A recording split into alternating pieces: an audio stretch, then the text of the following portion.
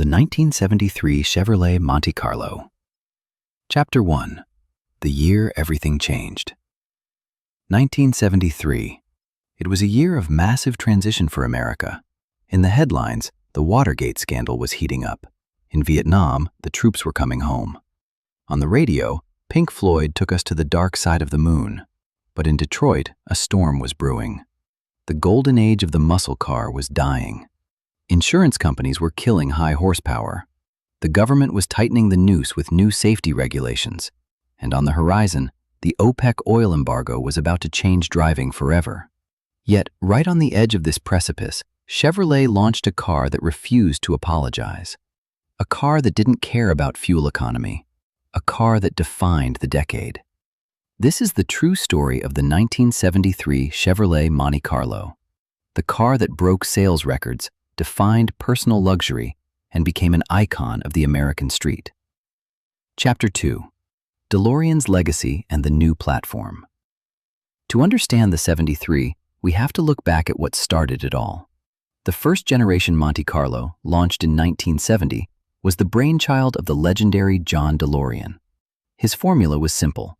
Take a Chevelle platform, give it a longer hood, add a touch of Cadillac luxury, and sell it for a Chevrolet price. It was a massive hit. But by 1972, the competition was catching up. The Pontiac Grand Prix and the Oldsmobile Cutlass Supreme were eating into the market. General Motors knew they needed to reinvent their entire midsize lineup, the famous A-body platform. The challenge was immense. New federal rollover standards meant the era of the hardtop, cars with no B-pillars between the windows, was effectively over. The designers, led by the famous Bill Mitchell, had to create a car that was safer, stronger, but still looked like $1 million. What they created was the Colonnade style, and no car wore it better than the new Monte Carlo. Chapter 3. Baroque Styling and the Opera Window. When the covers were pulled off the 1973 Monte Carlo, it was a shock to the system. The previous model was muscular and restrained. This was pure automotive theater. The designers leaned heavily into what they called Euro style. Bill Mitchell was obsessed with the classic lines of 1930s luxury cars and modern Rolls-Royces. He wanted curves, he wanted drama. Look at the body lines. This is the ultimate evolution of the Coke bottle styling. The front fenders rise up into sharp peaks that run all the way down the door skin. The rear fenders kick up again, creating a muscular, crouching stance. It looks fast even when it's parked. But the most controversial and iconic feature was the rear window. Because GM had to add a structural B-pillar for safety, they couldn't do a wide-open window anymore. Instead, they gave us the Opera window, a small vertical glass slit cut into the wide rear pillar. It was classy. It was private. It made the back seat feel like a VIP lounge. And the face? A new egg crate grille with the Knight's Crest emblem front and center. It wasn't just a car, it was a personal castle. Chapter 4. The 5 miles per hour bumper law. Now, if you look at most cars from 1973, you'll notice something ugly. This was the year the Federal Motor Vehicle Safety Standard 215 kicked in. The law required all cars to withstand a 5 mile per hour impact in the front and a 2.5 mile per hour impact in the rear without damaging safety systems. For many manufacturers, this was a disaster. They simply bolted heavy steel rails and ugly rubber blocks onto their beautiful designs. They looked like afterthoughts. But Chevrolet's engineers were smarter. They didn't just bolt the bumper on, they integrated it. The 1973 Monte Carlo features a massive front bumper that is pushed forward, mounted on hydraulic energy absorbers. To hide the gap between the bumper and the body, they used a urethane filler panel that matched the body color. Instead of ruining the look, it actually made the car look longer and more substantial. It gave the Monte Carlo a chin that said, "I can take a punch." Chapter 5. Engineering the RTS suspension. A car can look like a goddess, but if it drives like a waterbed, nobody will respect it. In the early 70s, American luxury coupes were notorious for floaty handling. They wallowed in corners and nosedived when you hit the brakes. Chevrolet decided to change the game. If you look at the dashboard of a 73, you might see a badge that says Monte Carlo. But in the brochures, the letters that mattered were RTS. RTS stood for radial tuned suspension. In 1973, most American cars still used bias ply tires. But the Europeans were using radials, which offered better grip and handling. Chevy took a gamble. They designed the Monte Carlo specifically to run on steel-belted radial tires. They changed the suspension geometry. They installed larger sway bars. They tuned the shocks. The result? Motor Trend magazine named the Monte Carlo the Car of the Year for 1973. They wrote that this massive, 17-foot-long coupe handled better than some European sedans. It tracked straight. It held the road. It was the beginning of modern American handling. Chapter 6. The Interior and Swivel Seats. Let's open that heavy, long driver's door. The first thing you smell is fresh vinyl. The first thing you see is simulated burled elm. Fake wood was everywhere in the 70s, and the Monte Carlo wore it proudly. The dashboard design was called the command post. Unlike the flat dashes of the 60s, this one wrapped around the driver, similar to a Corvette or a fighter jet. The radio, the climate controls, the gauges, everything was angled toward you. This sent a clear message. The driver is the captain. The passengers are just cargo. But the real showstopper? The swivel bucket seats. This was an option that defined the era. The front bucket seats could rotate 90 degrees outward. It was designed to make entering and exiting the car easier, especially for ladies in the fashion of the time. It was a gimmick, sure.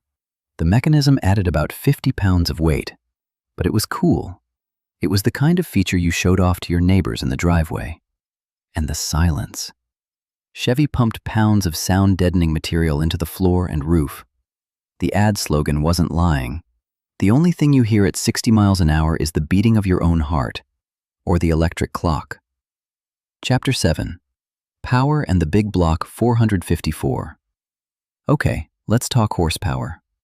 We have to be honest here. 1973 was not the year of the drag racer. The compression ratios had dropped. The smog pumps were choking the engines. The base engine was the trusty 350 cubic inch V8, the 5.7 liter. In standard form, with a 2-barrel carburetor, it was rated at 145 horsepower. Now, before you laugh at that number, you need to know two things. First, in 1972, the industry switched from gross horsepower to net horsepower. Gross was measured on a stand with no muffler, no alternator, no fan. Net was measured as installed in the car. So on paper, the numbers plummeted, but the actual performance drop wasn't that extreme. Second, it was all about torque. These engines were torque monsters. They pulled like freight trains from a stoplight. But for those who wanted more, there was the big block. The legendary 454 cubic inch V8. 7.4 liters of American iron. In 1973, the 454 was rated at 245 net horsepower and a massive 500 Newton-meters of torque. Even with the smog equipment, a 454 Monte Carlo could hit 0 to 60 in under 8 seconds. In an era where most cars were getting slower, the Monte Carlo 454 was still a beast. Chapter 8. The Landau and Sales Records. 1973 was the year the Landau legend was born. The Monte Carlo Landau was the top-of-the-line trim. You could spot it a mile away. It had a vinyl roof cover only on the rear half, turbine-style wheels, dual sport mirrors, and pinstriping. It cost more, but people couldn't buy them fast enough. The sales figures were absolutely astronomical. In 1973 alone, Chevrolet sold nearly 290,000 Monte Carlos. Think about that number. That is more than the entire production of some car companies today. It crushed the Ford Thunderbird, which had become too big and too expensive. It outsold its cousin, the Pontiac Grand Prix. At a base price of around $3,368, the Monte Carlo offered Cadillac style for a working man's wage. It was the everyman's luxury car. Chapter 9. The Lowrider Icon. We cannot tell the story of the second-generation Monte Carlo without talking about the streets. While suburban dads were buying these cars new in '73, a different culture was watching. As these cars hit the used market in the late '70s and early '80s, they became the holy grail for the lowrider community, particularly in East Los Angeles. Why the '73? First, the body lines. Those curved fenders were perfect for candy paint and pinstriping. Second, the chassis. The Monte Carlo sat on a full perimeter frame. It was incredibly strong. You could install hydraulic pumps, batteries, and make the car hop 3 feet in the air, and the frame wouldn't buckle. The 1973 model is specifically prized because it has the round headlights and the specific rear bumper that later years lacked. In the world of lowriding, a clean '73 is royalty. It is a canvas for artistic expression. Chapter 10. Racing and NASCAR. And it wasn't just slow cruising on the boulevard. The '73 Monte Carlo was a warrior on the track. NASCAR teams quickly realized that the new sloping nose and the colonnade roofline were much more aerodynamic than the boxy Chevelle. The Monte Carlo sliced through the air on the superspeedways. Legends like Cale Yarborough and Richard Petty piloted second-generation Monte Carlos to victory lane. In fact, the car was so dominant that it stayed competitive in NASCAR long after it went out of production. The shape was just that good. Chapter 11. The Oil Crisis. But the party couldn't last forever.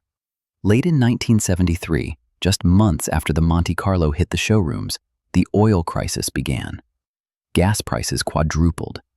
People were waiting in lines for hours to get fuel. Suddenly, a 454 V8 that got 10 miles to the gallon wasn't a status symbol, it was a liability. The 1973 Monte Carlo stands as a monument. It was the last car designed before the energy crisis changed the world. It was the last time American engineers prioritized style and comfort over efficiency. It was the last deep breath of the American dream before the reality of the late '70s set in. Chapter 12. Conclusion. Today, finding a pristine 1973 Monte Carlo is rare. Many rusted away in the snow belt. Many were smashed in demolition derbies because they were so tough. Many were cut up for parts. But if you see one today, maybe rolling slow at a car show or cruising down the highway with that V8 burble, take a moment to respect it. It represents a specific moment in time, a moment when chrome was king, when vinyl was luxury, and when the open road belonged to the Chevrolet Monte Carlo. Thanks for watching. If you enjoyed this ride through history, hit that subscribe button and let me know in the comments. Would you take the 454 big block or just cruise low and slow? See you in the next one.